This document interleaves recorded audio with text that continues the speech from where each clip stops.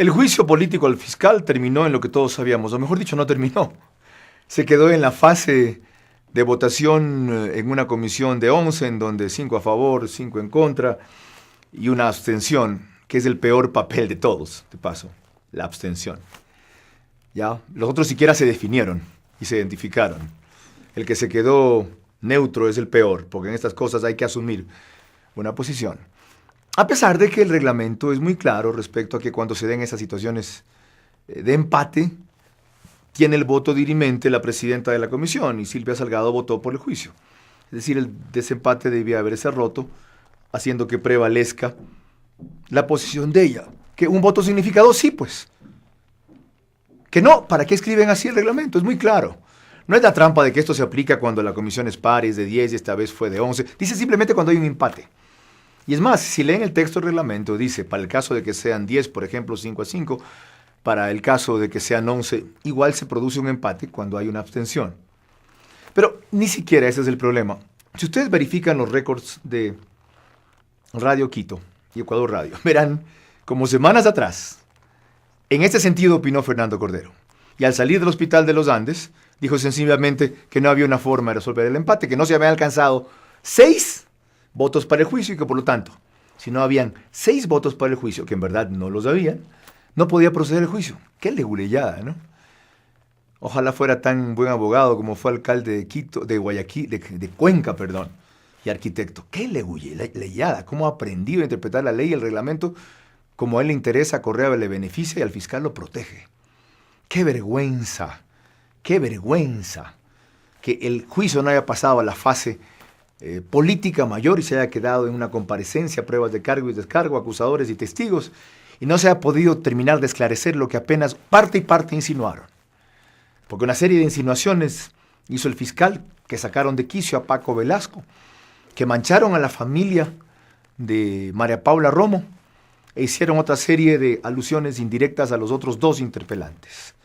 Hubiese sido bueno que se pase de las insinuaciones a las pruebas y a documentar qué clase de inmoralidad, de violación legal o de delito hay, y por parte de los proponentes también. No es cierto que ellos se equivocaron en la estrategia del juicio. No es cierto que esto no prosperó porque no le consultaron al bloque y procedieron autónomamente. Es cierto simplemente que el fiscal es útil para una serie de juicios que tiene el Ejecutivo ahí, de cuya decisión depende que se confirme que este gobierno es corrupto o no, y que en el más alto nivel hay encubrimiento y complicidad o no. Eso es. Y como él tiene en sus manos al gobierno, el gobierno le interesa defender a rajatabla al fiscal.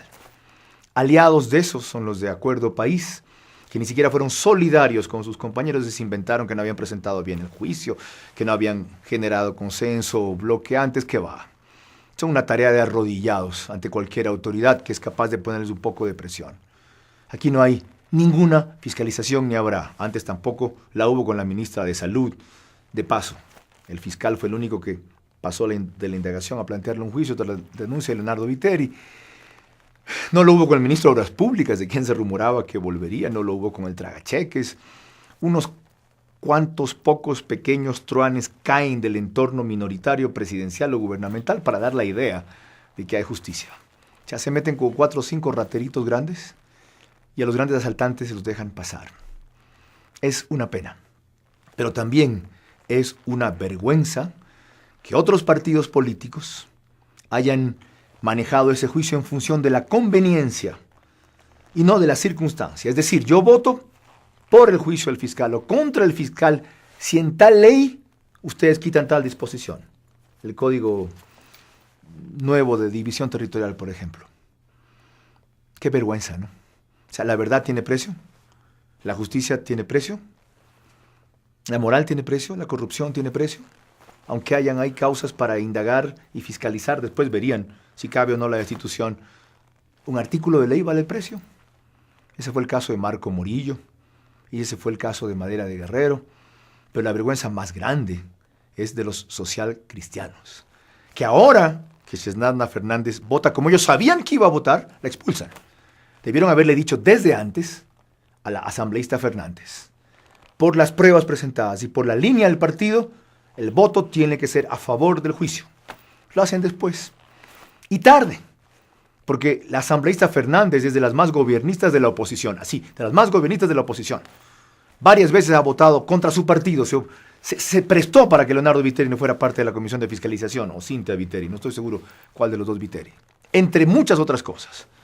Y ha servido para votar lo que la Penti no quería por todos los temas que tiene en Contraloría. Eso es lo que hay atrás. Sí, esa clase de gente en este país nunca va a fiscalizar. Lo harán ustedes, lo haremos nosotros, la prensa libre e independiente, lo harán una cantidad de veedurías e instancias ciudadanos independientes. Tengámoslo claro, sepámoslo siempre, esta era una guerra avisada que no mata gente, simplemente había que esperar el desenlace. Y ese fue el que se dio. Farsantes en cuanto a fiscalización. Farsantes.